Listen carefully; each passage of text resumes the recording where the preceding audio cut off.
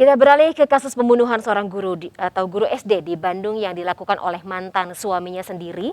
Dari hasil pemeriksaan kepolisian, tersangka mengaku sakit hati dengan korban yang dituduh berselingkuh. Dan tidak hanya itu saja, tersangka juga merasa tidak dihargai karena tidak dilibatkan dalam rencana pernikahan anaknya.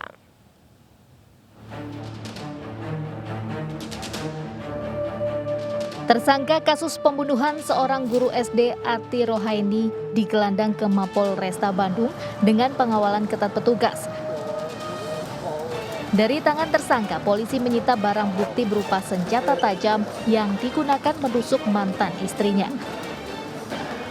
Dari pemeriksaan tersangka Nono Mujianto yang tak lain mantan suami korban mengaku semua perbuatannya. Alasan pembunuhan ini karena ia sakit hati adanya kabar dugaan perselingkuhan antara korban dengan sesama guru. Padahal ia dan korban berniat rujuk.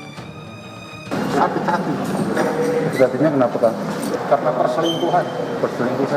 Perselingkuhan bagaimana, Kang? Bisa jelaskan? Perselingkuhan antara guru dengan guru.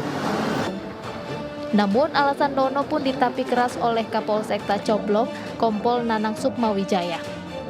Dari hasil pemeriksaan saksi dan barang bukti, tidak ditemukan dugaan perselingkuhan korban. Motif pembunuhan sendiri lantaran tersangka sakit hati karena ditolak rujuk.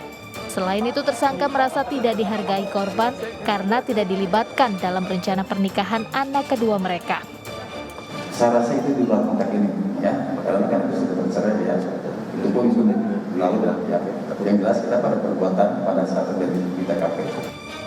Kasus ini sendiri termasuk pembunuhan berencana lantaran tersangka sudah menyiapkan pisau sebagai alat pembunuhan. Tersangka pun akan dijerat pasal 340 KUHP dengan ancaman maksimal hukuman mati. Sementara itu anak pertama korban dan tersangka Christian Nur Cahyo kaget dengan peristiwa yang menimpa ibunya. Ia tak menyangka ayah kandungnya tega membunuh ibunya saat hendak mengajar. Meski pelaku ayahnya sendiri, ia tetap meminta aparat menghukumnya sesuai dengan undang-undang.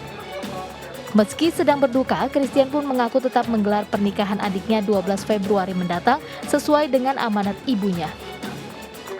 Jadi intinya, walaupun sudah terjadi seperti ini yang namanya musibah, jadi tetap acara bakal tetap berlangsung di tanggal 12 ya di tempatnya. Kasus penusukan seorang guru ini pun menggegerkan warga Bandung, pasalnya dilakukan di dalam sekolah. Karena kehabisan darah, korban akhirnya menghembuskan nafas terakhirnya di sekolah tempat ia sehari-harinya mengajar. Tim Liputan iNews melaporkan.